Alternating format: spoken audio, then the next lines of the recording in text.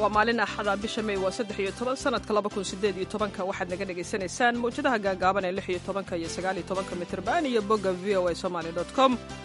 idaacadda galabnimona waxaa idinla socodsiinaya Jacfar Kuukay iyo Caashe Ibraahim.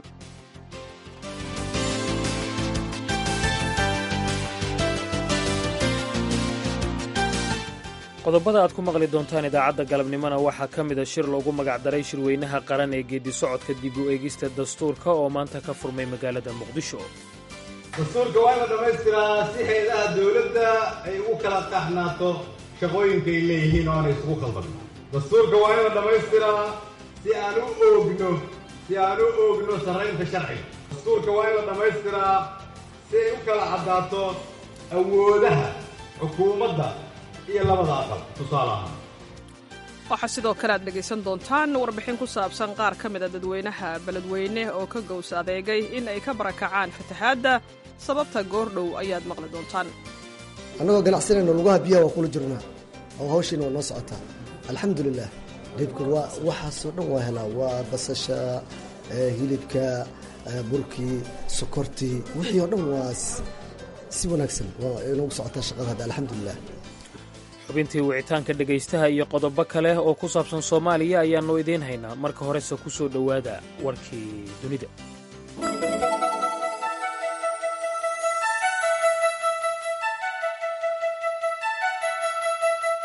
saraakiisha dalka Faransiiska ayaa sheegaya in ninkii ka dambeeyey weerarkii dhimashada sababay ee midida loo adeegsaday bartamaha Baariis Sabtidii uu u dhashay amaba ku dhashay waddanka Jejniya sannadkii 1997. bilayska ayaa aabihii ka haystay si ay su'aalo u weydiiyaan. eedaysanaha ah ayaa midi la dhacay 5 ruux. mid ka mid a 5taasi oo 29 jir ah ayaa durbaba geeriyooday. wasiirka arrimaha gudaha Gerard Colombo ayaa sheegay axaddan maanta in 4 qof ee kale ay xaalad halis ah ku jiraan. booliska ayaa ninka weerarka geystay isla goobta ku dilay ayuu yidhi Colombo, isagoo saraakiisha ciidamada ku ammaanay tallaabadaasi. kooxda dowladda islaamka ayaa wakaaladda ay wararka ku baahiyaan soo dhigay war ay ku sheeganayaan mas-uuliyadda weerarkaasi, iyagoo xusay in ninka fuliyeyna uu ahaa askari iyaga ka tirsan.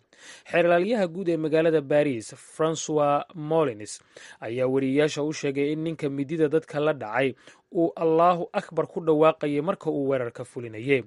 Molins waxa uu intaa ku daray in boolisku ay bilaabayaan baaritaan dhinaca la dagaalanka argagixisada ah oo weerarkan la xiriira. madaxweynaha Faransiiska Emmanuel Macron ayaa qoraal uu Twitterkiisa soo dhigay ku sheegay in Faransiisku aanu haltaa ku siinaynin cadowga xorriyadda, sida uu hadalka u yidhi. hay-adda sirdoonka dalka Indoneesiya ayaa sheegtay in ay ka shakisan tahay in kooxda taabacsan kooxda ISIS ee islaamiga ah ee la yidhaahdo Jameeca Ansar Khilaafa ee loo soo gaabiyo Jad ay mas-uul ka tahay qaraxyada axaddan maanta ah ka dhacay 3 kiniisadood oo ku yaala magaalada labaad ee ugu weyn dalkaasi. Wawan Burwanto oo ah agaasimaha isgaarsiinta hay-adda ayaa sheegay in Jad uu qaraxyadani qorsheynayay intii muddo ah, hase yeeshee ma jirto cid islamarkiiba sheegatay mas-uuliyadda weerarka. ugu yaraan 10 qof ayaa dhintay, 41 qof oo kalena waa ay ku dhaawacmeen qaraxyada ka dhacay magaalada la yidhaahdo Surabaya ee ku taala jasiiradda Java. wakaaladda wararka ee Reuters ayaa sheegaysa in booliska ay kiniisadda la yidhaahdo Surabaya ka heleen bam aan weli qarxin. warbixinadii u horreeyey ayaa sheegaya in kuwa isa soo midaamiyey ay mas-uul ka ahaayeen qaraxyada, laakiin bilaysku ma xaqiijinin arrintaasi. saraakiisha magaalada Jalaalabad ee bariga Afghanistan ayaa sheegay in qaraxyo iyo weeraro foolka fool ah oo u dhexeeya xogaga ammaanka iyo dabley oo halkaasi ka dhacay ay dhaliyeen dhimashada ugu yaraan 4 ruux iyo dhaawaca 20 kale. inta aanay rasaastu bilaaban waxaa qaraxyo waaweyn laga maqlay agagaarka agaasinka maaliyadda ee gobolka Nangarhar. saraakiishu waxa ay sheegayaan inay suurtagal tahay in khasaaruhu intaa ka sii bato. ma jirto ilaa iyo hadda cid dhabarka u ridatay mas-uuliyadda weerarkaasi. guddi caalami ah ayaa loo sameeyey in ay isku dayaan in ay dalalka galbeedka ee dimuqraadiga ah ka joojiyaan faragelinta doorashooyinka ay ku sameeyaan Ruushka iyo wadamada kale ee kale taliska.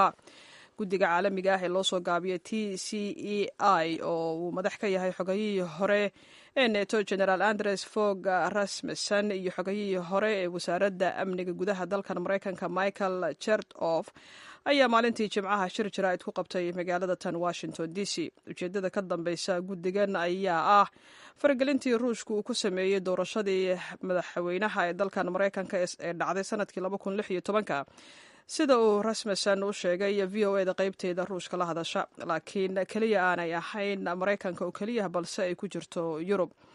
sirdoonka maraykanka oo in ka badan hal sano ka hor soo gebagabeeyey in madaxweynaha dalka ruushka valadimir putin uu si shakhsi ah u hagay ololihii si uu u wiiqo dimuqraadiyadda maraykanka iyo in donald trump uu ka guulaysto xogayihii hore arrimaha dibadda maraykanka hillary clinton. ruushka iyo ololaha trump ayaa labaduba beeniyey eedeymahaasi, laakiin rasmussen ayaa ku nuxnuuxsaday in putin uu leeyahay hadaf caalami ah, taasoo ah sabab kale oo loogu talagalay hay-adda caalamiga ah ee layidhaahdo transatlantic.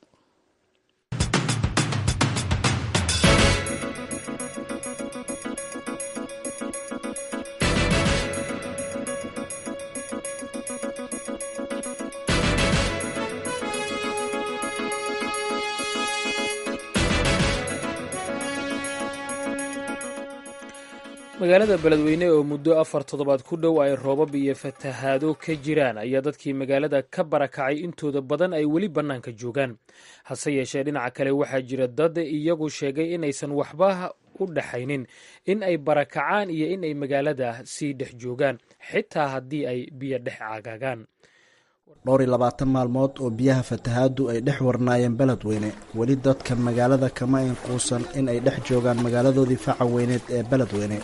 waxaa camiran dhiibatooyinka shaaha laga cabo, kawaanada hilibka iyo suuqyada raashinkana dib ayaa loo furay, iyadoo weliba dadku ay lugaha kula jiraan biyo. haddana waxa ay sii wataan ganacsigooda. goobaha waxbarashada ayaa weli hakad ku jira. dadka magaalada ku haray waxay u badan yihiin kuwa iyagu doortay oo aanan duruuftu ku qasbin. qaar ka mid ah dadka beledweyne go'aansaday in ay sii joogaan iyadoo weliba fatahaad ay jirto ayaa v o a u warramay. magacayga waa cabdikariin xasan cabdulle. waxaan ka mid ahay dadkii macnaha ee saamaynta ku yeeshay fatahaadda webiga shabeelle ee soo noqonaya 2 mar ayuu soo mar horena waa yimid biyihii badnaay, mar labaadna waa yimaadeen. alxamdulilah wax dhibaato aniga shakhsi qoys ahaan igama soo gaarin. magaaladii aan ku dhex jiraa, anigii ilmahaygi magaalada ku dhex jiraa. meel yaroo xoogaa taago aan biyo aan gelinna waa joogaa. runtii magaaladu way furan tahay, inkastoo meelaha ay saa'id u furneen, laakiin businesski waa socdaa oo qol kasta asigoo biyaha lugaa lagula jiro ayaa laga ganacsadaa. qudur daruurigiina waa la helaa.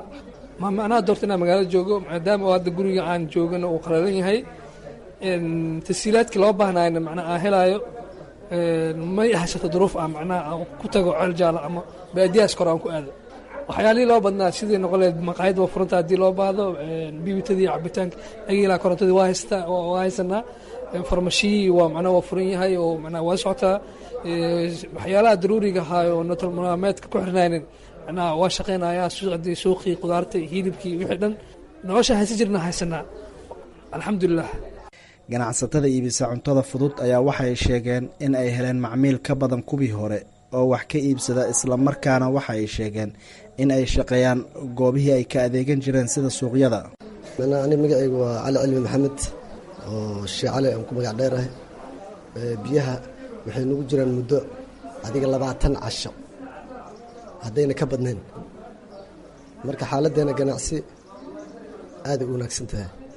waxaa kaloo jirto waxaan ka ganacsanaa sida rootiga oo kale, sabuuso oo kale, wixii kaloo soo raaco oo bur laga sameeyo o dhan oo biibite annagoo ganacsanayno lugaha biyaha waa kula jirnaa oo hawshiina waa noo socotaa alxamdulilah. dhibka waa waxaasoo dhan waa helaa, waa basasha, hilibka, burkii, sokortii, wixii oo dhan waa si wanaagsan waa inoogu socotaa shaqada hadda alxamdulilah. macaamiishii qaar ka qaxay ma jiraa oo wixii dakhliga soo geli jiray hoosu dhac ma jiraa? hoosu dhac maya hadda ma jira hoosu dhac. shaqadeenna hadda waxaa waaye way wanaagsan tahay. macaamiishii inkastay qaar naga tageen, qaarkii kale nala jooga hadda hawsha nala wado. dadka danyarta ah ee magaalada ku haray ayaa waxay rajo ka qabaan inay helaan gargaarkii loogu talagalay dadka ay saameeyeen fatahaadda webiga shabeelle.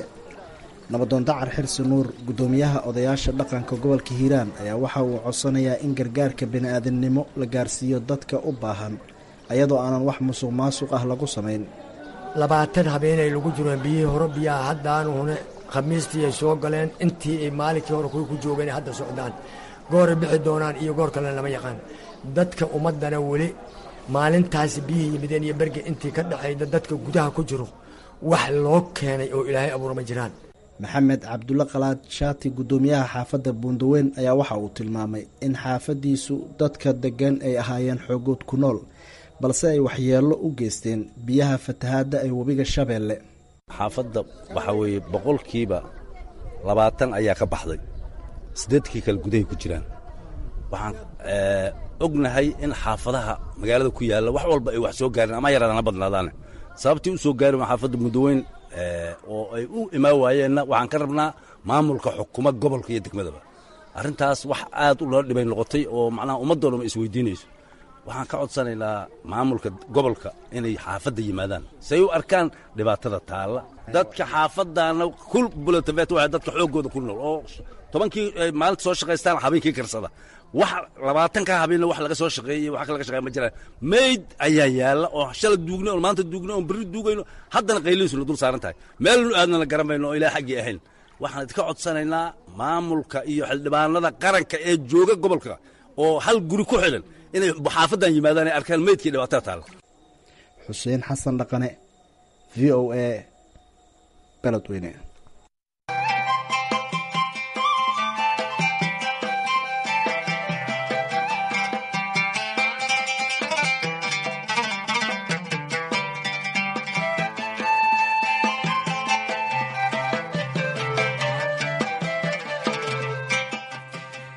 galab wanaagsan dhegaystayaal mar kale meel kastoo aad naga maqlaysaan inkastoo ay degan tahay deegaanka ceel afweyne gobolka sanaag oo ay maalmahani ka jireen colaado soo noqnoqday ayaa waxaa maanta warbaahinta kula hadlay magaalada hargeysa xubno ka mid ah abwaanada waxaanay baaqiyo kala duwan u direen dhinacyada ay dirartu u dhexayso mas-uuliyiinta dowladda iyo sidoo kale culimada. wariyaha v o a barkhad maxamuud kaariye oo shirkaasi jaraa'id goobjoog ka ahaa ayaa warbixintan ka soo diray hargeysa.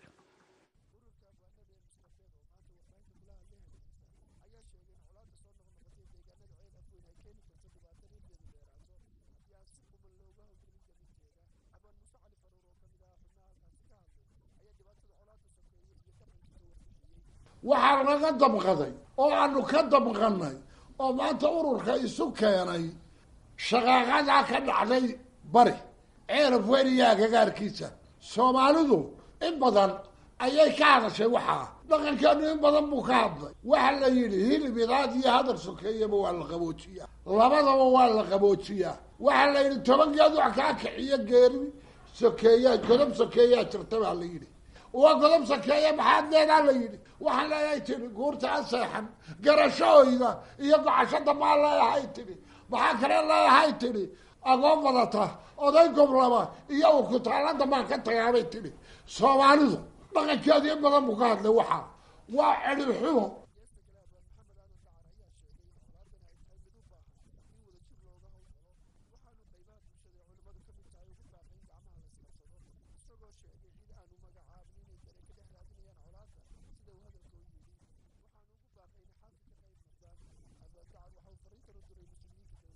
cidda xil qaaday ee xilka sida ee Soomaaliland xil u sida dable ilaa dhakada ugu sareysa ayaan anigu erey oranaya.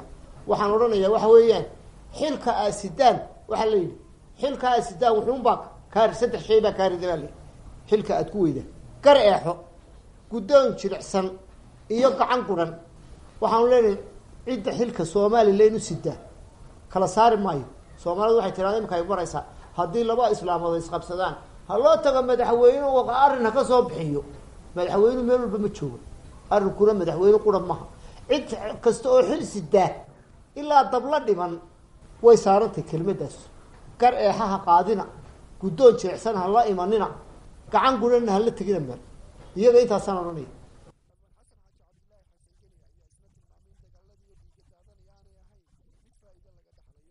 bal labadan raas ee walaala ah ee magaca la baxay ee ab iyo abtiga ah ee dhal iyo dhashiihow bal hadda intiriya intii idinka dhimatay iyo inta dhaawaca iyo intii dhacantay bal hadda tiriya khasaarahaas intuu leegyahay bal hadda tiriya bal waxa haddana u miisaantaan maxaa idiin soo bedelay miyaa faa'iideen mise waa khasaarteen ma garan laydin waxaa la yidhi dagaal wiil baa ku dhintay wiil kuma dhasho waar markuu nin idinka dhinto guri walba waa laga ooyaya labadii hooyo labadii aabbo labadii habaryar labadii edo habarwadaagtii ilmaabtigii ilmaadeertii guri walba waa laga ooyaya dumarka weerka cad u xidhaysaan midba waxa dhacaya iyo walaalkeed iyo ninkeeda isdilaan labadu way dhintaan xaggay u ciirsataa agoomahaa soo kordhinaysaan madda waa moodaysaan war wax alla wax aad dagaal idiin soo sido iyo balaayo ma jirto nabad baa la dugsadaa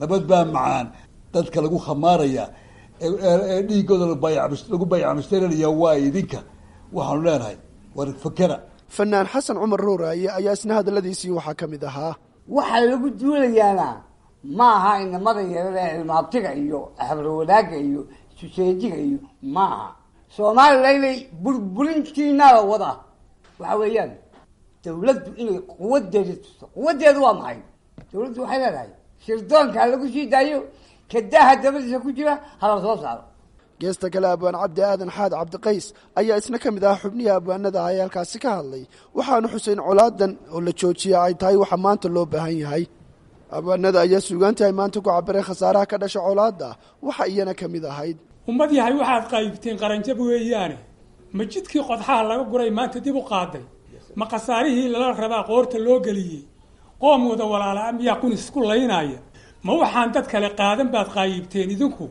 allahayow adaa qaadire qaab xumaa taladu barkhad maxamuud kaariye v o a hargeysa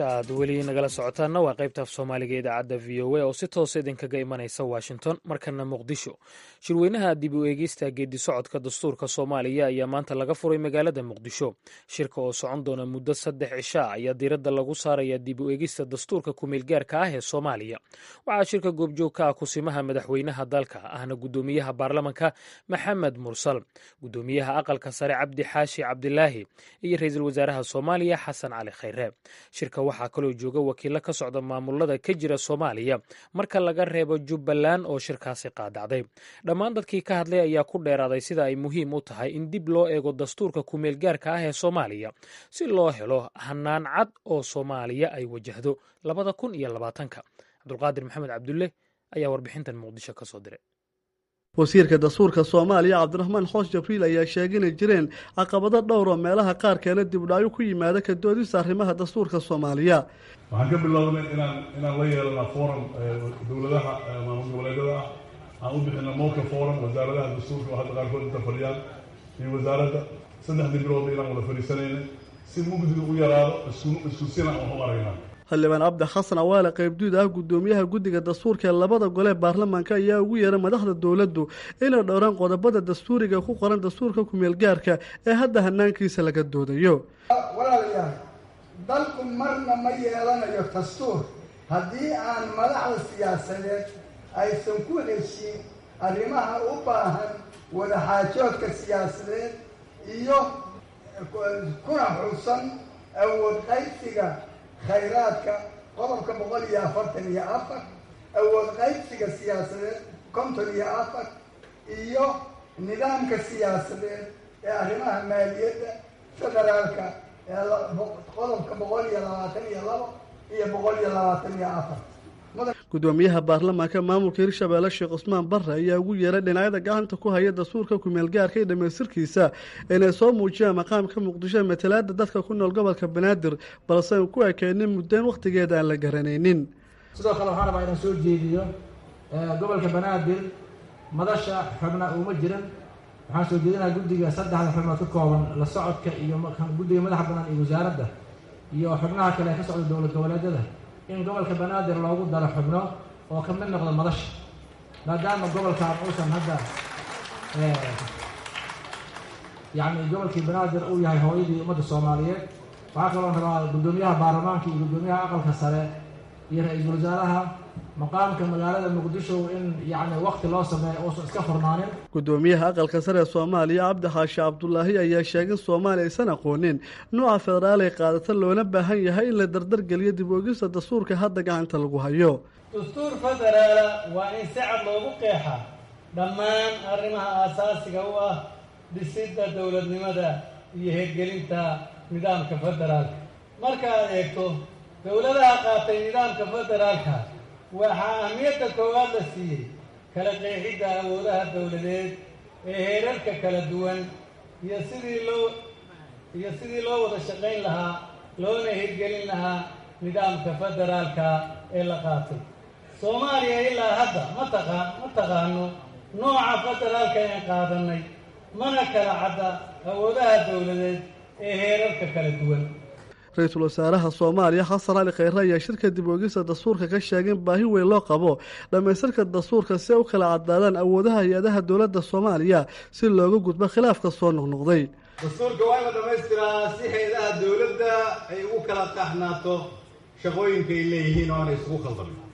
dastuurka waa in la dhamaystiraa si aan u oogno sarreynta sharciga. dastuurka waa in la dhamaystiraa si aan u adkayno midnimada iyo wadajirka ummadda Soomaaliyeed.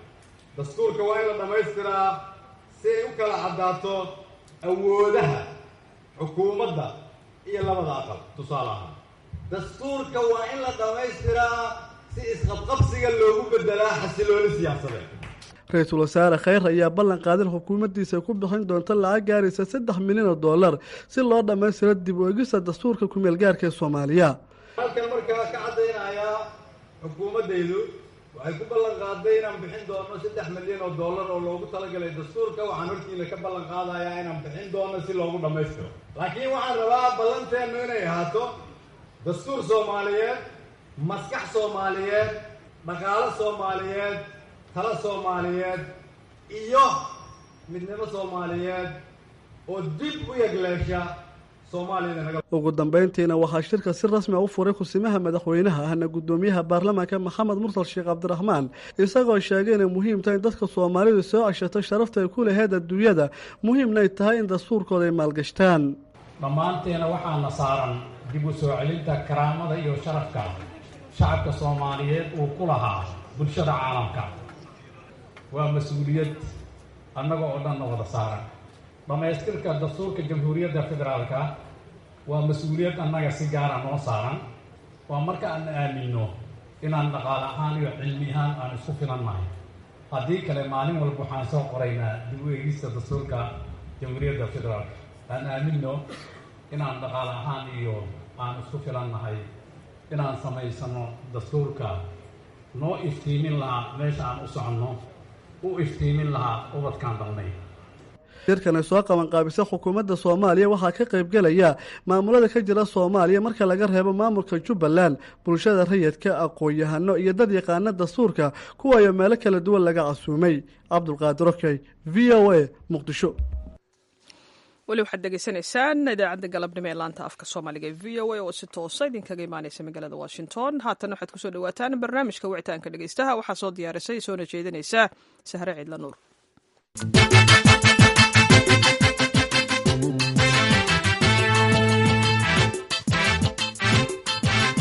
kulanti wacan oo wanaagsan dhegaystayaal kuna soo dhowaada barnaamijka wicitaanka dhegaystaha oo toddobaadkan aanu ku qaadaa dhigi doono xaaladda guud ee gobolka Banaadir gaar ahaana amniga. sidaynu ka warhayno toddobaadyadiina dhaafay wararka ka imanaya magaalada Muqdisho waxaa ka mid ahaa dad la dilay oo la garan waayey cidda ku dhagarowday, dilal qorshaysan oo dadkii geystay baxsadeen, qaraxyo ismiidaamina oo meelaha qaar lala beegsaday iyo ciidamada dowladda oo mararka qaar iska horimaadya dhex mareen. dowladda federaalka ah ee Soomaaliya gaar ahaana maamulka gobolka Banaadir waxay sheegeen inay labanlaabayaan dadaalada ay ugu jiraan sugitaanka amniga. si aynu haddaba arrimahaasi macluumaad uga helno waxaa barnaamijka marti noogu ah guddoomiyaha gobolka Banaadir injineer Cabdiraxmaan Cumar Cismaan Yariiso. kusoo dhowo guddoomiye barnaamijka wicitaanka dhegaystaha ugu horeyn bal faahfaahin naga sii dadaalada ammaanka lagu xoojinayo ee maalmihii lasoo dhaafay aada wadeen. runtii aad iyo aad umahadsan tahay waxaan iska mahadcelinaa v o a fursada aada shacabka siisaan inay uga qayb qaataan barnaamijyada noocan oo kale ah. kormeerkii jimcaha aan sameynay oo magaalada daafaheeda iyo goobaha ciidamada joogaan ujeedadu waxay ahayd barnaamijka xasilinta inaan muxuuha u falgalayno annagoo cashar ka baranayno waxyaalihii horay u dhici jiray. waxaan hadda bilownay oo si wanaagsan noo maraya qorshaha maamulka gobolka iyo maamulada degmooyinka 17 iyo hay-adaha amniga heer gobol iyo heer degmada inay si dhow u wada shaqeeyaano oo nidaam wada shaqeyn buuxda ah partnership wax loo yaqaano. siina waxaad moodaa in aada loogu guulaystay kadibna aan shacabkii howlgelinay oo amnigii qayb nagala yihiin. ujeedaduna ay tahay magaaladan in ay noqoto caasimad sidii ahaan jirta berisamaadkii amni ah nabad ah. qorshahaas si fiican buu hadda noogu socdaa. waxaan rajeyneynaa maalmaha soo socda oo howlgallo ciidan xasilintana laga dareemi doono oo la xakameyn doono hubkii islamarkaana aan loo dulqaadan doonin dad qoryo iska dhex wata oo aan sharciyeysnayn. hubka ayaad carabka ku dhufatay qaab nooceeyaad u wajahaysaan arrimahaasi hubka sharci darrada ah amaba ka sharciga ah inaan magaalada lagu dhex wadan karin? qorshaha xakameynta hubka waxaa lagu ujeedadu tahay in la helo qof aan hub sharciyeysan wadan inuu magaalada mari karin. marka hore waxaa laga bilaabaya wadooyinka oo cid allaale ciddii hub sharci darra wadato. sidoo kale sida wasiirka amniga ku dhawaaqay khamiistii horena ay ujeedadu tahay in xitaa mas-uuliyiinta dawladdu loo ogolaan karo keliya 4 qori oo aka 47 ka ah. qoryaha waaweynna laga mamnuucayo magaalada. taasna waxay sahlaysaa in amnigu hagaago. weli lama gaarin habkii hub ururinta oo guryaha taasna waa loo tegi doonaa. hadda waxay tahay ujeedadu xakameynta hubka inaan magaalada si lagu dhex wadan karin. waa hagaa guddoomiye dhegeystayaasha jecel inay barnaamijka nagala qayb qaataan ayaan fursad siinaya aan u baaqo dhegeystaha haatan khadka ku jira. bismillahi raxmaani raxiim. magacaygu waxa weeye maxamed axmed, waxaan joogaa magaalada muqdisho. waan salaamayaa laanta afka soomaaliga ee v o a da iyo adigoo wadaadiyaha sahro hadda umahadsanta iyo guddoomiyahaba. guddoomiyaha waxaan weydiin lahaa ammaanka magaalada ciidan iyo laguma sugi karo askar oo meel kasta ma istaagi karto. askarta iyo shacabkana waxaa ka dhexeeya sensitive weyn oo aada u weyn. waxaa laga yaabaa haddana markaad tegtid saldhig ama saldhig lagaa dacweeyo dadka xaafadda jooga oo dhan aad bay u murugoonayaan. waxay moodayaan in meesha qofka laguba cunayo oo ay wax loo wado oo dawladnimada ma aaminsana. marka maxay tahay sababta loosku mashquulinayo in ciidan iyo waxaa la dhiso oo shacabkii awaaras badan loogu sameyn waayey oo dawladda xaggeeda iyo inay dawladdu iyaga u adeegto loo la-yahay? waan gartay. marka waxaad waxaan u fahmay askar keliyaati ammaanka magaaladao dhan ma xallin karto. maxaa dawladda iyo shacabka oo iskaashanaya arrinta amniga qaab kale loogu geli waayey soo ma? aada iyo aad ha waan ku dhacday anigoo lay dacweeyey oo kale.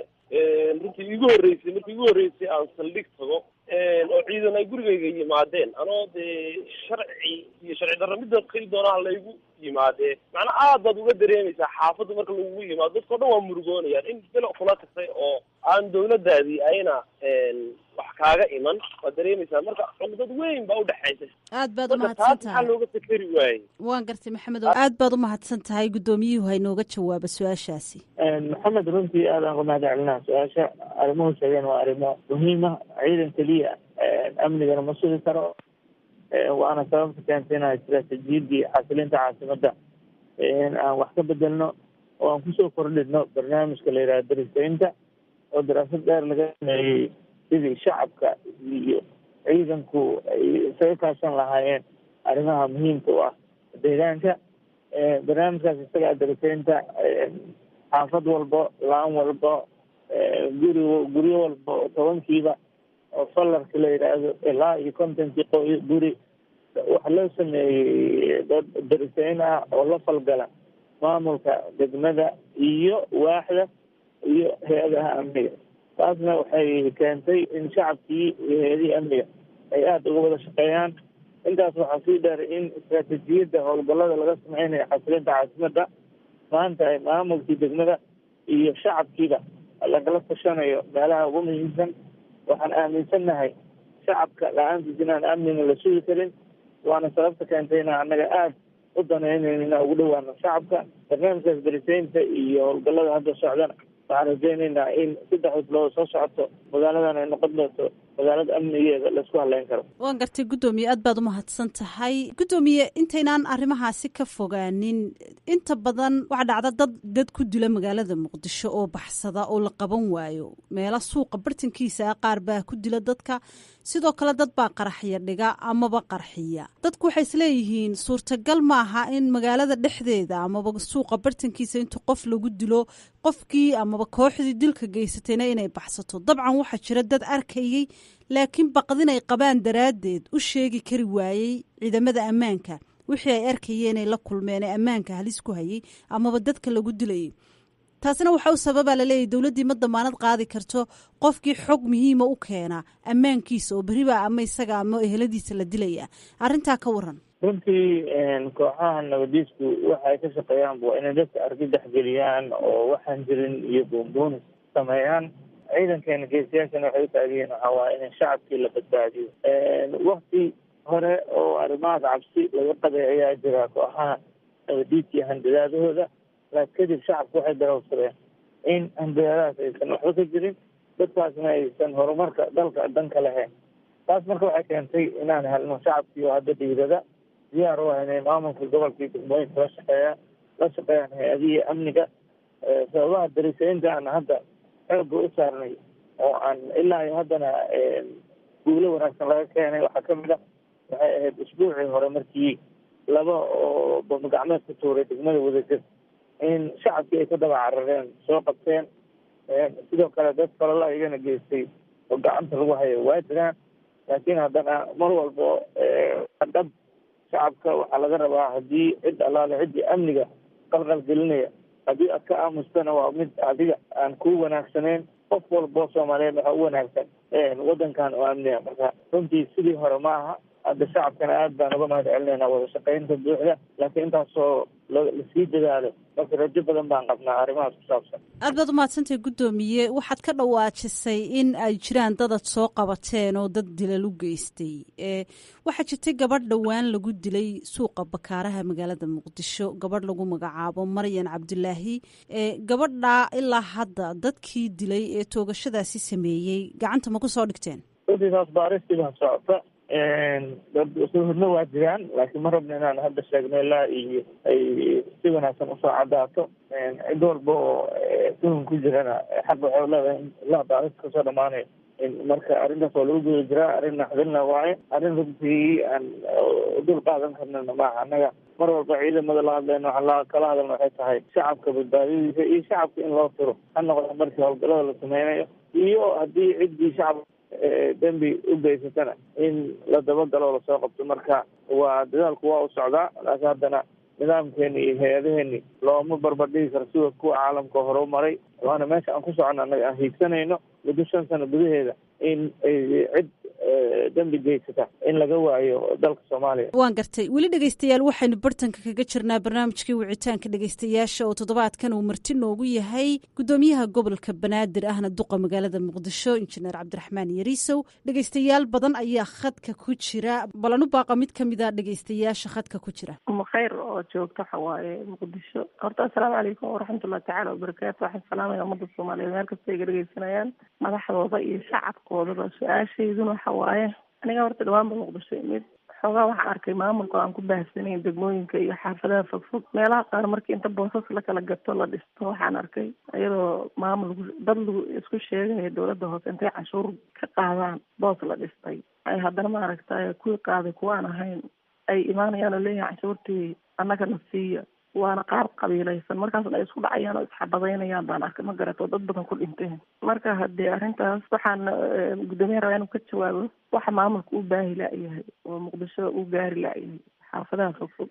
su-aalo kale ama cabasho kalena waan qabaa oo anigoo naafa ah sanadkii horeeto anu qaxootiga ka imid, hadeer sanadkii horen marbaa imid. waxaan u imid arrimo caafimaad. garoonkan ka dhoofayey gaari wiljeeraan saarnaa. gaariyaasha wiljeerka oo dhan ma qaban karo garoomada iyo isbitaalada inta badan kuway isticmaalaan anigu ma qaban karo. mid gaar oo ayaan qaban kara boqolkiiba 99 ima anfacayaan. hal baa laga yaaba inay anfac. marka waxay dhaheen wheelchairkaagu baaritaan ma soo marin, waa laga bedelaya, mid kale lagu saaraya. waxay radaa kiina ay saartaan waa ka dhacaya. anoo qaylinayo kiina waa ka dhacaya la qasad igu saareen. waxay noqotay inaan kala dhacay xoogaa, waxaan noqon yara baralays. marka dadka saa ii galayna waa dadkii laba sugidda ahaa. ayaga qalad bay iga galeen, iga aan uga dacwoodana ma lahayn oo maba aqoon meel looga dacwoodo. qaladka ay galaan cid qabata ma lahan miyaa iyagana? taas waxaan weydiinaya ciddi ku shaqa leh inay codkayga gaaraan rabaa uga faa'iidayso. waad ku mahadsan tahay su-aashaada. guddoomiyaha gobolka banaadir ayaynu jawaabta u daynaynaa. guddoomiye umulkhayr, marka hore aad baan uga mahad celinayaa kasoo qaybgalka barnaamijkan. haddaan ku bilaabo midda dambe, runtii aad baan uga xumahay dhacdada noocaas oo kale inay ku dhacday gabadh Soomaaliyeed oo runtii baahiyaha gaarka qaba kuna socotay gaarigii wheelchairka, haddana in falkaas dhacay. marka runtii taas iyada ah hay-adihii aan gaarsiinaynaa, waana ka cudur daaranaynaa. annaga qof kastoo muwaadina waxaan rabnaa inuu xaqa lamid a xaqa kale uu helo. tan waa mid iyadana si guud oo baryahan qorshe aan wadno ah dadka baahiyaha gaarka qaba in loo sameeyo ama gaadiidkooda meelihii u mari lahaa. waxaan ku faraxsannahay diyaaradaha qaarkood inaan kala hadalnay, ku guuleysanay in ay u sameeyaan meel ay ka koraan. marka teeda waxaan dareemaa inuu yahay mid gaar ah oo gaarigeeda ka duwan yahay kuwii kale. taasna waan ka cudur daaranaynaa, laakiin waxaan rajaynaynaa in dadka noocaas oo kale ayagana baahiyadooda si gaara loo haqabtiri karo. annaga qof kastoo Soomaaliyeed siiba dadka baahiyaha gaarka qaba waa inaan mudnaan gaara siino, waana qorshaha aan maaragtay maamulka gobolkan ku howlgelayo. midan kale oo ah arrimaha canshuuraha, waa jiri karaa in canshuurihii dawladdii dhexe iyo si dawladda hoose maaragtay hay-ado kala duwan ay u tageen. haddana arrinta ah in dad muxuu ahaa canshuurta warsanaya, waxaa la rabaa qof walba inuusan canshuurta ciddi weydiinayso inuu hubiyo ciddii saxda inay tahay, si aysan gacan qalada ugu dhicin. annaga waxaan rabnaa hadda wixii ka dambeeyan waxaan wadnaa nidaam electroniga in la sameeyo oo aan lagu qaldami karin. laakiin inta ka horeyso dad baa jira oo iska tuugo oo isku dayaya inay shacabkii si kale wax uga qaadaan. taasna mid la aqbali karo maaha. marka taasna dagaalkeeda waa wadnaa. midaan ah gaarista degmooyinka 17 degmo, runtii hadda waa markii ugu wanaagsanaayo degmo walba oo aan daadejinay maamulkii degmadii howlihii laga bixinayo ilaa waaxdii ilaa laantii. jimcihii hadda aan maaragtay kormeerkaan samaynaynin goobaha aan tagnay waa meelaha ugu shishaysa magaalada. ay ka mid yahay Daarusalaam, weliwaa meesheeda ugu shishaysa, daynile, garas valley ilaa iyo jasiira iyo kaxda. ujeedadana waxay ahayd bal inaan soo kormeerno daafaha magaalada oo qeybna ka ahayd xasilinta, in meel walba oo magaaladan kasoo gelayso waddo ah oo kooxaha nabadiidku ay isku soo dhuuman karaan in ciidamo la geeyo si shacabka gudaha joogo ay nabad iyo amni u helaan. marka arrimahaas oo dhanna waa arrimo aan dagaalkeedana waa wadnaa.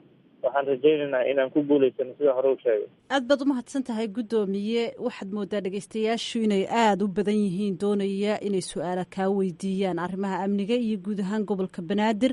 bal dhegeysto kale ayaan jeclahay inaan u baaqay isagana. walaal waad mahadsan tahay dahda v o eda. waxaan magacaygu cabdifitaax maxamed baa la yidhaahdaa. waxaan joogaa magaalada Jigjiga maamulka Soomaalida Ethiopia. marka walaal guddoomiyaha waxaan weydiin lahaa maxaa had iyo jeer magaalada baaritaankeedu u badan la-yahay oo nabadgelyadeeda loo sugi la-yahay oo meel kasta maxaa baaritaan loo dhigi la-yahay? say u dhuumanaysaa dadka laynaya? waan gartay. marka waxaad ula jeedaa dadka qaraxyada iyo geysanaya iyo dilalka? maxaa baaritaanka u badan la-yahay oo meel kasta looga baari la-yahay oo iskees kasta loo istaagi la-yahay weyaan ujeedadaydu. aad baad umahadsan tahay cabdifataax. aad iyo aad baad umaqanta. adaa mudan walaala. runtii cabdifitaax aadaan uga mahad celinaa. Jigjiga inuu aad waxay kutusaysaa danaynta uu danaynayo magaalada muqdisho iyo caasimadii dalka oo hooyadii ummadda Soomaaliyeed meel walba joogaan ah.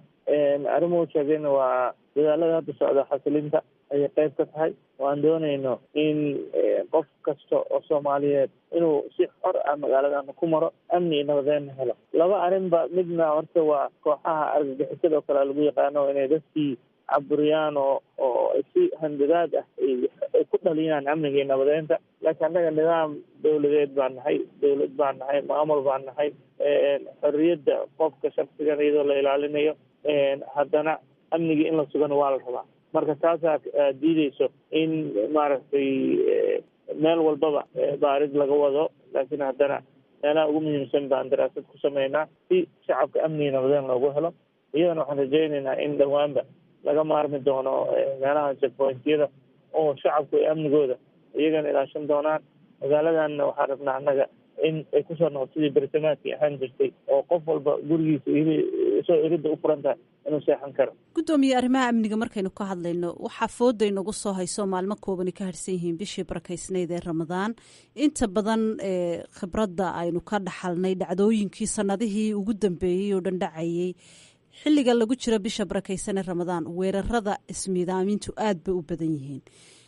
dadkana cabsi iyo welwel baa ka muuqda oo ay kasii welwelayaan maxaa dhici doona maalmaha ramadaanta lagu jiro. maxaa idinka qorshaysan ka gobol ahaan iyo guud ahaan ciidamada amniga iyo dowladda federaalka ah ee Soomaaliya in lagaga hortago dhacdooyinka dadku cibaadadoodii ay welwel kasii qaadayaan? runtii arrintaas dadaal badan baa dowladdii federaalka iyo maamulka gobolka banaadir ka sameeyey. markaan waxaa rabnaa caasimadahan ramadaankan inuu ka duwanaado kuwii hore. bisha barakeysan ee ramadaan waxaan rabnaa shaqs kastoo Soomaaliyeed caasimada jooga inuu cibaadeysto si xor ah oo nabad ah.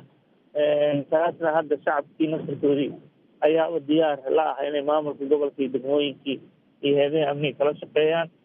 barnaamijyadan aan kuu sheego darisayntii ha noqoto, xasilintii oo si istaraatiijiyad aan u wadno ha noqoto wada shaqeynta hay-adihii amniga iyo maamulka gobolka iyo shacabka. waxaan isleenahay markaan si wanaagsan baa loo wada diyaarsan yahay. tan oo runtii aada u yareynaysa ama hor istaagaysa in kooxaha nabadiidku ay u diidaan ummadda inay cibaadeystaan. rajo weynna waan ka qabnaa. dagaaladaasna runtii waa kuwa aan tijaabinay oo isbuucyada lasoo dhaafay oo aan aada kalsoonin ugu qabno.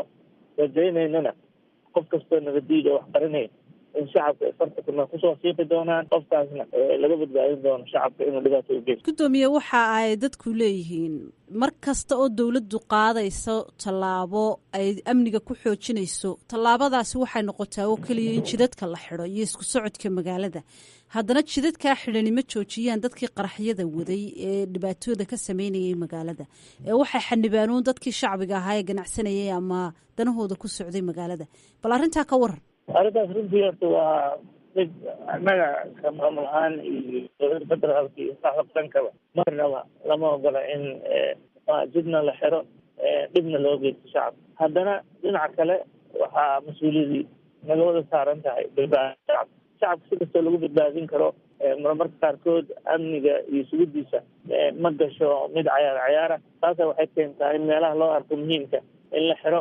dareemkana shacabku marmada inuu aada u dhibsado, laakiin haddana waxa la badbaadiyey ayaa ka weyn dhibka yar oo la dareemayo. waxaan rajaynaynaa shacabka oo amnigooda ilaashada inay ku jirto danta, taasoo looga maarmi doono dhagxaha la dhigayo oo jida. su-aal kale haddii aan ku weydiiyo, sidaynu ka warhayno xidhiirhka dowladda federaalka Soomaaliya iyo dowladda imaaraadka carabtu in dhawaale madmadow baa ku jiray amaba khilaaf baa soo kala dhex galay. dadka degan gobolka banaadir waxay dareemayaan in khilaafkaasi uu gobolka keliya saameyn ku yeeshay oo goboladii kale dalka ee imaaraadku ka howlgelayeen inay howlahoogii iyo shaqooyinkii iyo adeegyadii ay ka qaban jireen ay sidooda u socdaan.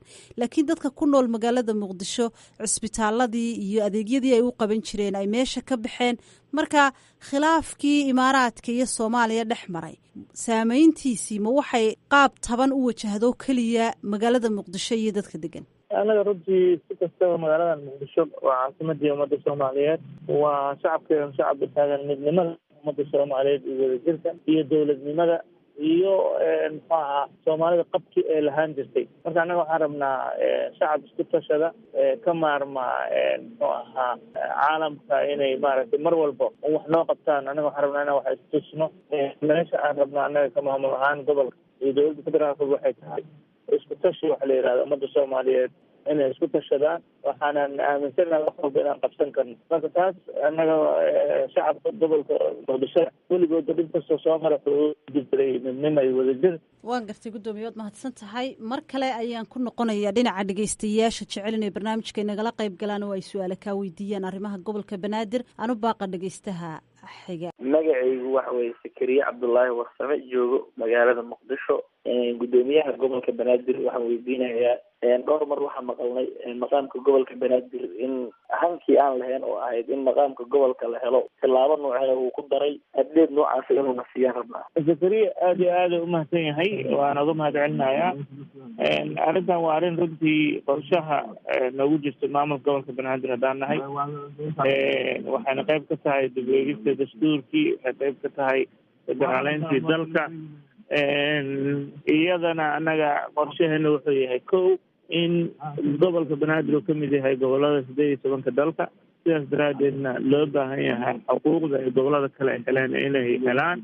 waxaan aaminsanahay muwaadin kastoo soomaaliyeed meel walbuu joogo inay isku xuquuq iyo inay helaan, inay cadaalada iyo sinaantana ku jirto dalkan u ron tahay. sidaas daraadeed annaga waxaan rabnaa nidaamkan iyo sameyntiisa inaan shacabka muqdishona lagala tashto, shacabka talooyinkii ka timaada oo ah maqaamka iyo nooca ay rabaan inuu noqdo aan u gudbino hay-adihii dastuuriga ahaa ee dowladda federaalka, taasna ay noqoto mid aan kor ka imaane mid ka timaada shacabka rabitaankiisa. guddoomiye gabagabadii barnaamijka wicitaanka dhegeystayaasha ayaan soo gaadhnay annagoo wakhtigaaga kaaga mahad celinayna. su-aashayda ugu dambaysa waxay tahay dadka ku nool magaalada muqdisho amaba gobolka banaadir waxay inta badan ka cawdaan in cashuuraha laga qaado magaalada iyo dadka gobolka ku nool haddii ay tahay badda iyo berigaba. hase ahaatee cashuurahaasi aan dib loogu soo celin oon adeegyadii ay dowladdu qaban lahayd aanay qabanin oo dadkii waxbarasho iyo caafimaad iyo amni midnaba aanay haysan, haddana lacaga cashuuro laga qaadayo. arrintaa maxaad kaga jawaabi lahayd? runtii waa shacabkan horaan u sheegay gobolka banaadir runtii waa in looga mahad celiyo sida ay mar walba dowladnimada iyo nidaamka ay u jecel yihiin, midnimada iyo wadajirka ummadana ugu taagan yihiin. canshuurahaas ay bixiyaanna waa canshuuro runtii dowladda federaalka ma jirteen haddaanan canshuurahaas gobolka banaadir aysan jirin. dhinaca kale iyagana weli waxaan aaminsanahay canshuurahaas iyaga waa kuwo dekeda iyo airboort keliya laga qaado. shacabkii waxaan rabnaa inay fahmaan dowladnimadu waa iyaga in canshuuraha la bixiyo si adeegyadii bulshada asaasiga loo dhiso. hadda anaga muddadii 3 bilood aan joognay juhdi gelinay saameyntii roobabka inaan wax badan ka qabano, gurmud degdega la sameeyo, qarash badan lagu bixiyo, sidoo kale in adeegyadii la daadejiyo, shacabkii loo dhaweeyo, in wadooyinkii laamiyada aan bilowno in lasii dardargeliyo, lasii dhiso. arrimahaas oo dhan in damiskii iyo xarumihii adeegyada bulshada aan degmooyinka qaarkood ka hirgelino. waxaas dhan waa waxa aan runtii dhaqaalaha yareena soo galo lagu sameyn. laakiin haddii canshuur qof walba uu bixin lahaa, canshuurihii rasmiga ahana la qaadi lahaa, waxaan aaminsanahay soomaaliya inay isku tashan lahayd. marka taas ayaa wax walbaba ka qiimo badan.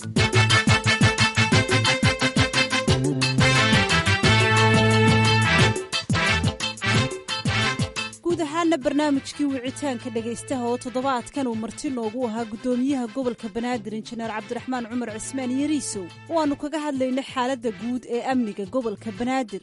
waa naga intaa, intaynu mar kala kulmaynana dhinacayga waxaan idinkaga tegayaa sidaa iyo nabadgelyo.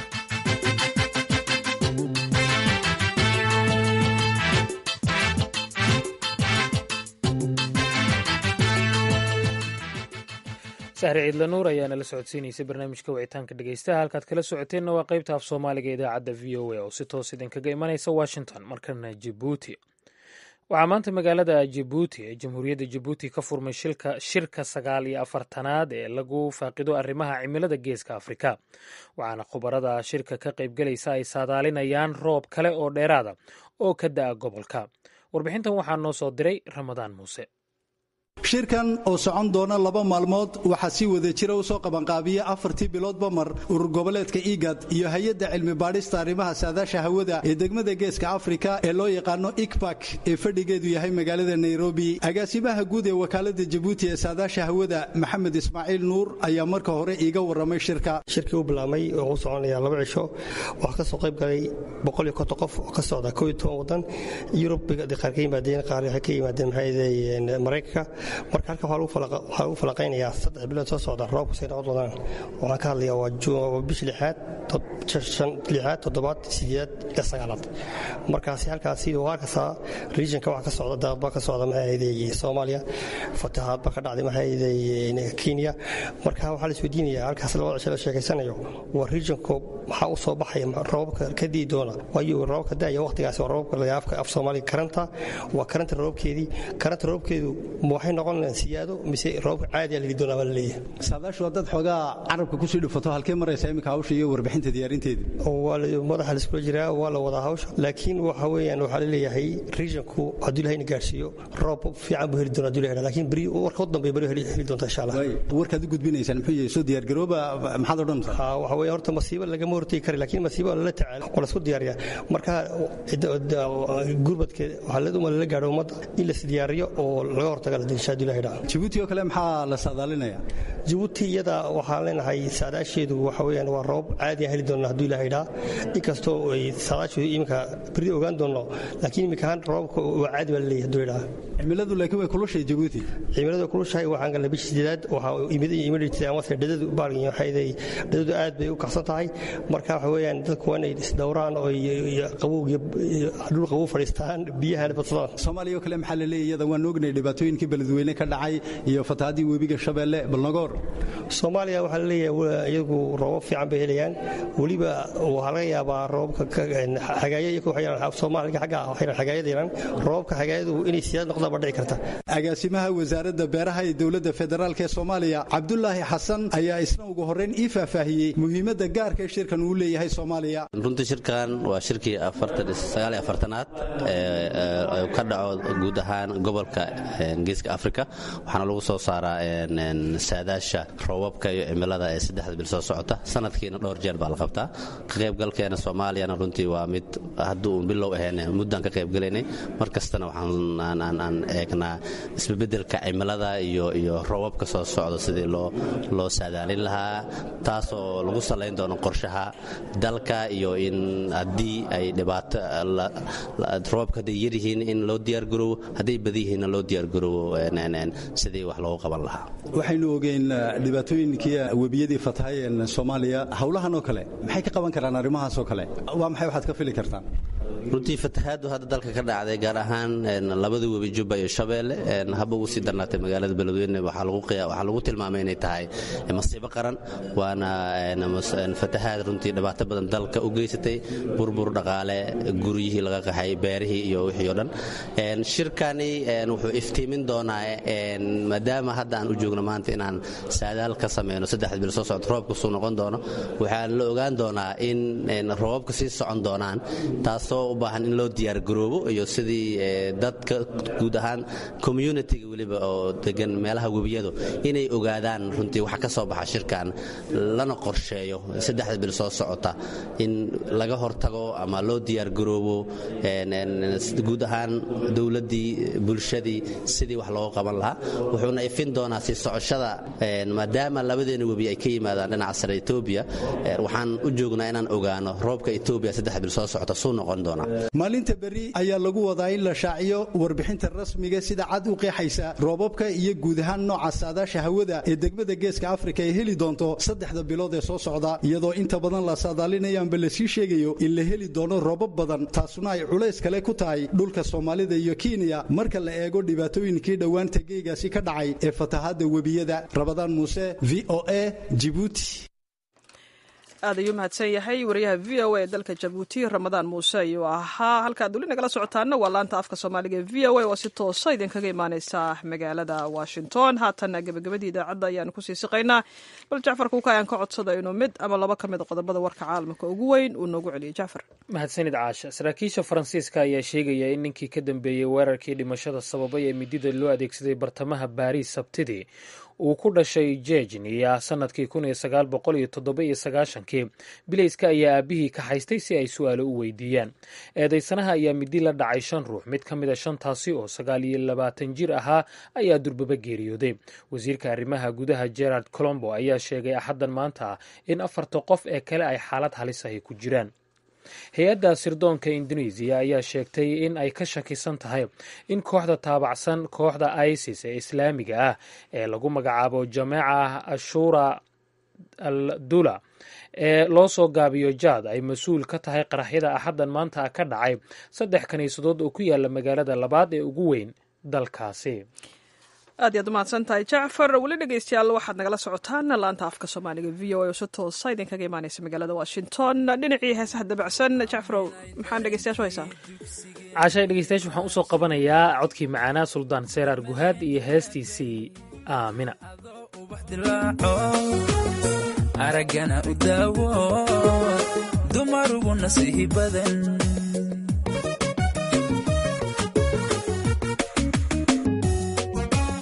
aaminay dareenkii dugsigeennii baarashe degmadeenni waa beri adoo ubax dilaaco aragana u daawo dumar ugu nasiihi badan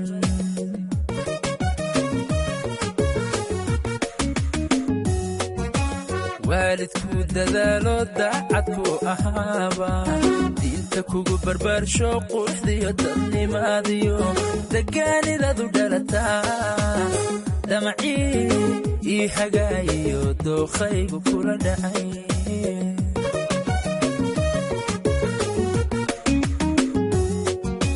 waalidku dadaalo daacadku ahaaba diinta kugu barbaarsho quruxdiyo dadnimaadiyo degaanidadu dhalataa damacii ii hagaayiyo dookhaygu kula dhacay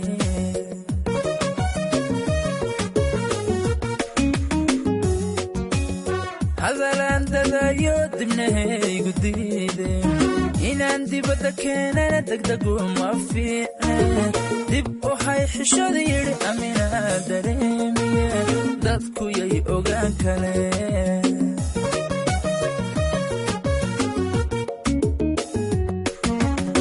hadalaan dadayo dibnahaygu diideen inaan dibadda keenana degdegu ma fiicne dib u hay xishada yidhi aminaa dareemiye dadku yay ogaan kaleen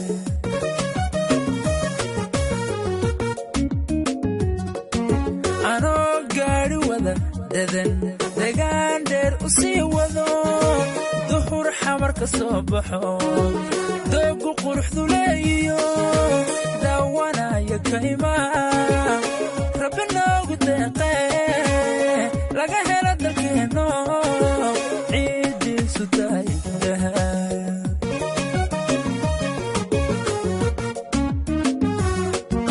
anoo gaadhi wada dadan degaan dheer u sii wado duhur xamar ka soo baxo doogu quruxdu leeyiyo daawanaya kaymaa rabbi noogu deeqee laga helo dalkeenno ciiddiisu tahay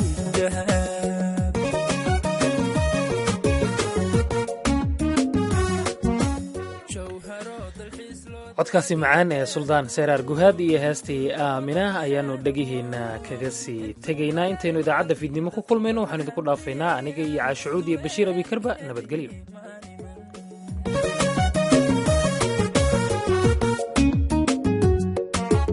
jawharo dalxiis loo dalagiya beeruhu durba wada baxeeno intuu dararay maalkii dadku wada xandiyayaan duleedkeedii maaniman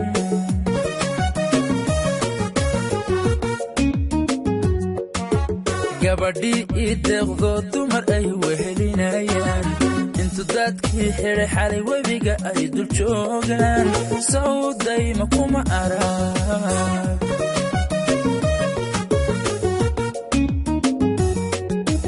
gabadhii ii deeqdo dumar ay wehelinayaan intu dadkii xidhay xalay webiga ay dul joogaan sawdayma kuma arag